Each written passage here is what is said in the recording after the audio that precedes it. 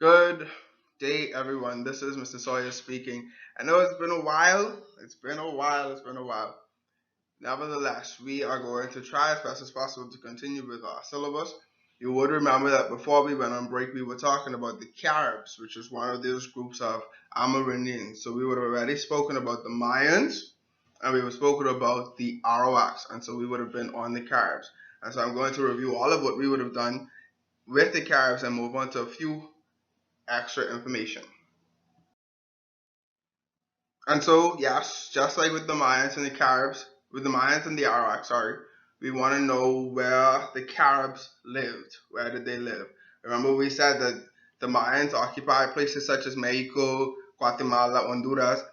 The Arawaks occupied places such as the Bahamas and Cuba, Jamaica. So we're going to talk about where did the Caribs occupy. The Caribs settled in places such as the Lesser Antilles, which include countries such as Grenada, Trinidad and Tobago, Venezuela, and Aruba. So those are places that are on the leeward side of the Caribbean. So obviously there's going to be some need to maneuver, some need to move through rocks. Because remember I said to you that the leeward side of the islands or of a region is the area that doesn't get as much wind action. Okay, so they lived in those areas that did not have a lot of wind action, but they have a lot of more rocky shores and things of that nature. All right, so what did they look like? Remember, we talked about the appearance of the Arawaks and the Mayans, who the Mayans had short hair, they were short. Uh, the Arawaks used to wear their hair in a pudding basin style, things of that nature. So let's see what the Caribs used to do. So the Caribs were definitely taller than the Arawaks. However, they were still medium height. How do we classify medium height? We do not know. Let's just say that they were not extremely tall. They were not our Shaquille O'Neals and Paul Gasol and those. Okay. They were also stronger than the Arawaks, and this had a lot to do with their training for war. And we'll get into what their training for war looked like in just a minute. They were brown skinned and usually went naked. So, if a question was to ask you to describe the appearance of the Caribs, you already have four things that you can put right here. They were taller than the Arawaks, stronger because of their war training. They were brown skinned and usually went naked. In addition to being taller, brown skin, going naked, the women often painted their bodies with a red dye and their eyes were circled with black. So they would have a black ring around their eyes, and their bodies would have been painted with red. The men painted their bodies and wore feathered headdresses. So they wore feathered. I don't want to call them hats, but the headpieces had feathers on them, and jewelry on their lips and noses. All right. So we have quite a few description of the Caribs. The questions are normally worth about 5 points. You give me any four of those explained. All right. We don't want them in. Remember, we don't want them in bullet point form. We want them in sentence form. Furthermore, the Caribs had short heads and flattened their foreheads and flattened the foreheads of their babies. Just like with the Arawaks, remember, they flattened the foreheads of their babies. The Caribs flattened the foreheads of the babies because they thought it would make them stronger, just like the Arawaks. Thought it would make the bone in their head stronger to defend against persons that wanted to fight them. They also had long, straight black hair, which they combed and dressed with oil. So much like how females today put grease and jam on their hairs, the Caribs did the same thing, combing it, and their hair was long and straight. Something a Carib term to remember, a caracoli. This is a necklace of small bones and teeth of victims. It represented their courage. So once a Carib would have been out to war and they would have captured someone from another tribe, say for instance an Arawak tribe, they could take the teeth and small bones of their victim and put it on a necklace, and they would wear that necklace around their necks. Okay, and then you have a rasada, which are bracelets worn by women around their arms and legs. Okay, bracelets worn around their arms and legs of women. So we want to know, what did they eat? The Caribs ate basically the same thing as the Arawaks, but with more protein, so a lot more meat. They were great fishermen, so they ate fish. They did not eat turtles because they believed it made them stupid. So obviously, if something is going to make me stupid, I'm not going to eat that. And in the case of the Caribs, they did not eat turtles because they thought turtles made them stupid. All right. So in addition to not eating turtles because it made them stupid, they also did not eat pig because they believe it gave them small beady eyes. And eating crab brought storms while they were out to sea. So they were trying to remember. So they were trying to avoid a lot of bad karma, if we want to say, because so what they did was to avoid all that they would not eat things. So they didn't eat turtles because they made them stupid. They didn't eat pigs because they believe it gave them small beady eyes, and nobody wants to have small beady eyes because you look weird.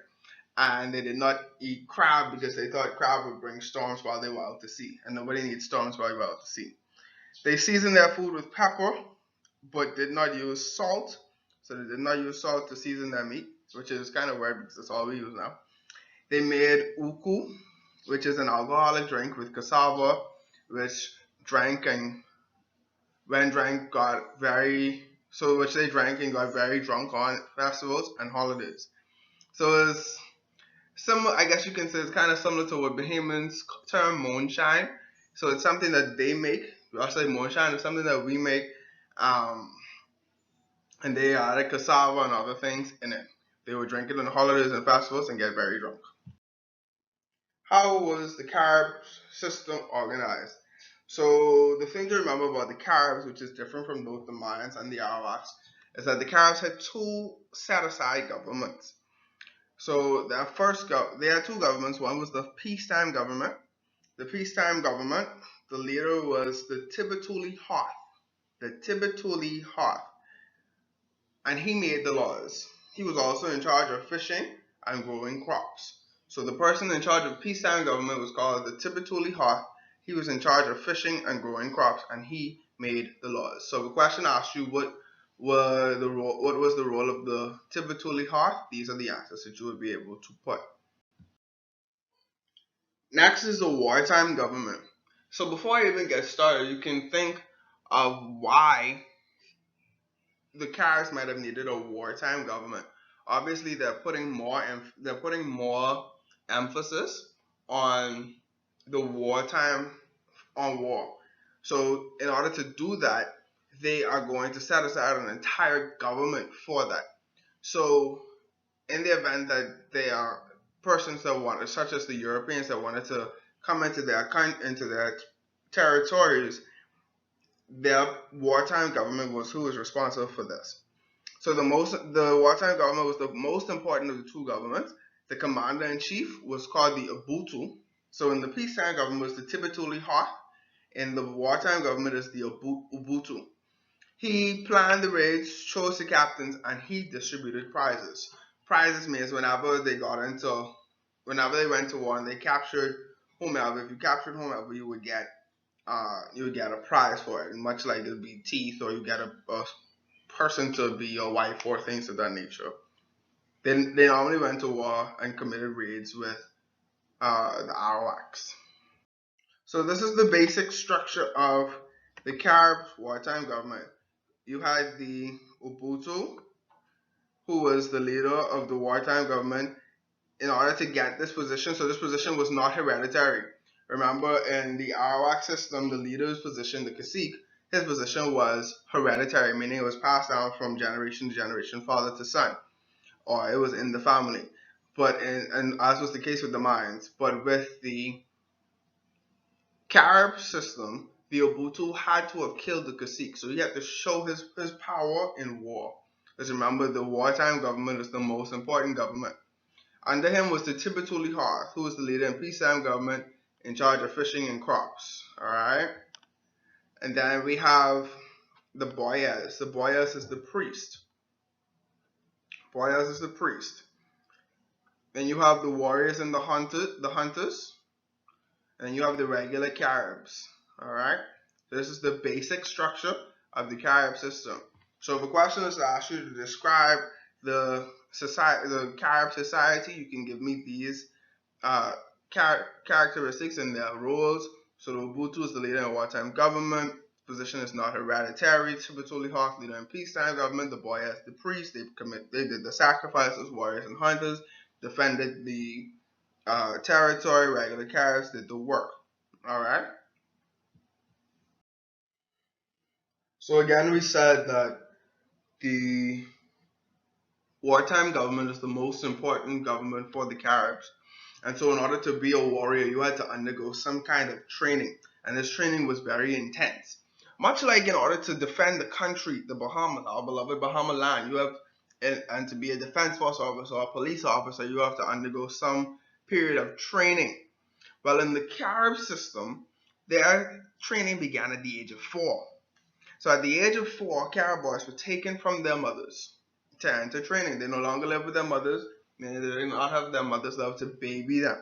So they believed that women were soft and weak and that boys should not be around them if they were to become warriors. Alright? The boys were trained to make and use the weapons that were better than the arawaks. They were taught to use the bow and the arrow. The bow and arrow had a deadly poison on their tips, which caused the victims to die painfully. So, from the age of 4, the Carib boys are learning to fight and defend their country, their territory. So, if a question is to ask you why was the Carib seen as more likely to succeed in a war, is because of things like this. The fact that their boys had warrior training from the age of 4, the fact that they could make and use their own weapons, or the fact that their weapons, the fact that they were excellent bow and arrow shooters, or the fact that their weapons, their bow and arrow had deadly poison on them, which could cause a victim to die, painfully.